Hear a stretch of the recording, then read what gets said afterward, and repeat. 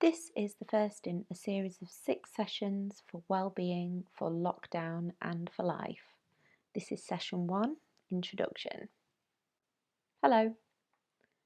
Originally this presentation was designed to support you leading up to your maths exams, but since circumstances have drastically changed, it's now a guide to staying well during these difficult times. We're all adjusting to this new way of living, and hopefully you'll find some of the tips in this and future presentations helpful. If you want to get hold of me, I'm the Maths Motivator, Alison Riley. You can contact me by emailing riley@grimsby.ac.uk. I'm also available on social media, and those contact details will be at the end of this presentation. So what is mental well-being?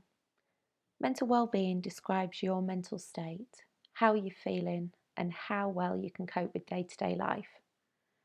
Our mental well-being can change from day to day, month to month, or year to year.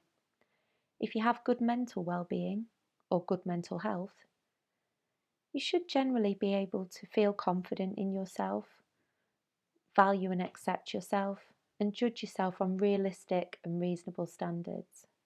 You should be able to feel and express a range of emotions, feel engaged with the world around you as much as is possible at the moment, and live and work productively.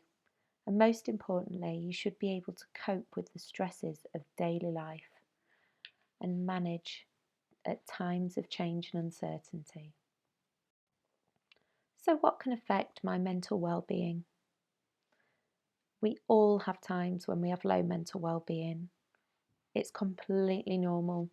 Everybody at some time or other feels sad or stressed and finds it difficult to cope. There's nothing to be ashamed of, and there are things to do to help you. Sometimes there's not any clear reason why we feel sad or upset or stressed, but there are some factors that may make someone more vulnerable to experiencing a period of more poor mental health.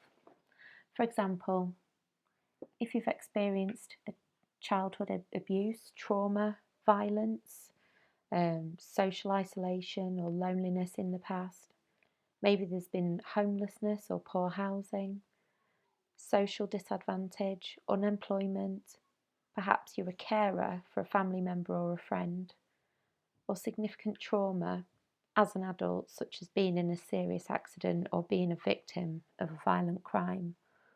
All of these things can make someone more vulnerable to experiencing a period of poor mental health. If you experience low mental well-being over a long period of time, you're more likely to develop a mental health problem. So I'd rather call that a mental health challenge. So if you already have a mental health challenge, for example, depression or anxiety, you're more likely to experience periods of low mental well-being than somebody who hasn't.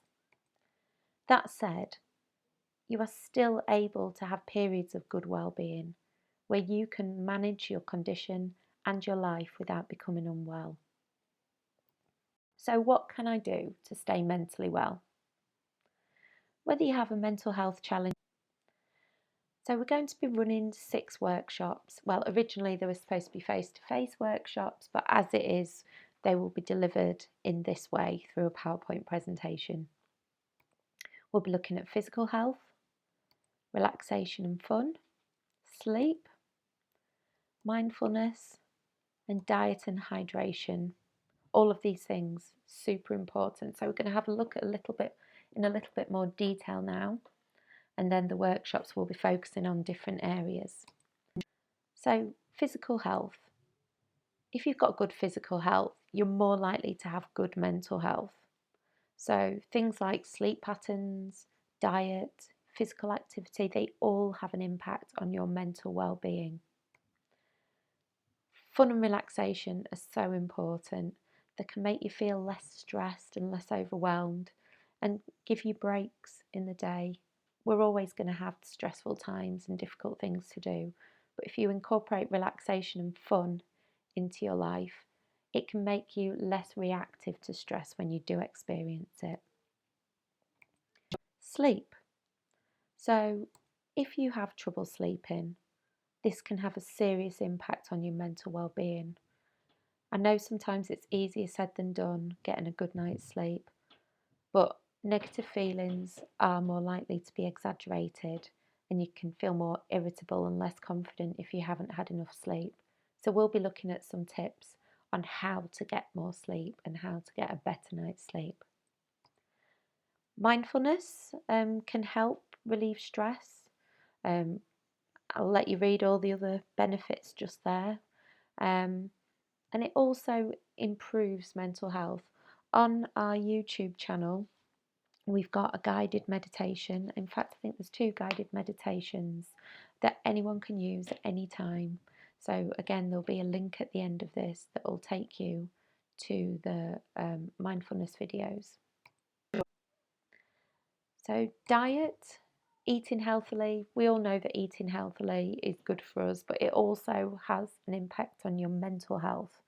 We're going to be looking at eating habits and how to try and stay a bit healthier and happier through what we eat.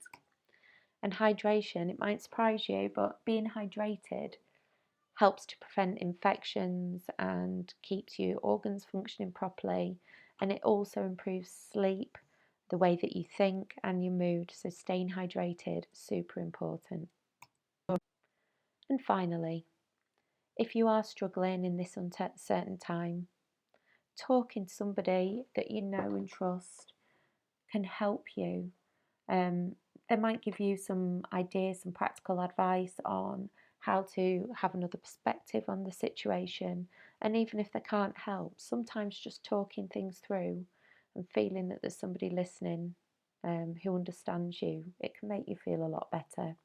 I know myself, I've had messaging sessions with people on social media, just letting you know that you're not on your own, and it does help. So social media, I mentioned a few times. We've got accounts on most social media platforms.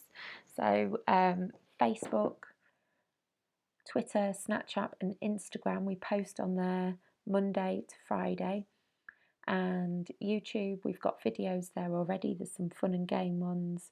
There's also the mindful meditation and some tips for revision, etc. And then everything you need is on Canvas. There's links to everything.